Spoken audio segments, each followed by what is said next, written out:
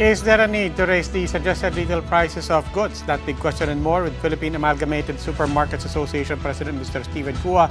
Mr. Cua, welcome to the big story. Nakamute pa po yata kayo. There we go. Sorry. Okay lang po. Good evening po. Good evening, Robin. Mr. Cua, so far we've been talking about the price of fuel, the price of transportation, but all of that, what does that redound to? What does it all mean for consumer goods? Well, the fear, kumbaga, struck in the hearts of business people, it has sort of accelerated the decision of management of the manufacturers to increase prices of certain goods, starting March 1. Nag-umpisa na medyo nag-ataasan ng prices of goods. Which in particular? Okay, for the basic and kumbaga basic necessities, and prime commodities, konti lang naman, around 4 to 6% siguro ang average increase for those items which have increased. There's coffee, there's milk, powdered milk, yung pa lang medyo gumalaw, fresh milk. And then for the non-essentials, medyo malaki, from 8 to around 15%, lalo na yung mga imported, ang sangkap. Medyo gumalaw na.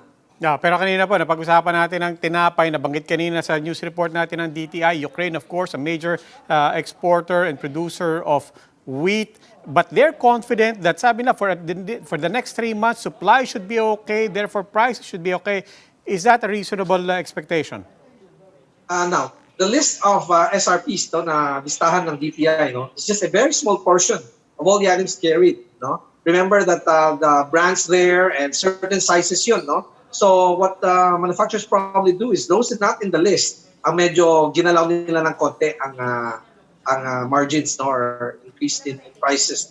So there have been some items which have already increased in price. But again, if you are a smart buyer, shopper, you probably be able to dodge the increases and go to the items which have not yet increased. Mr. Cua, one last question. What's a smart buyer? What's a smart consumer? Any tips? What can people do?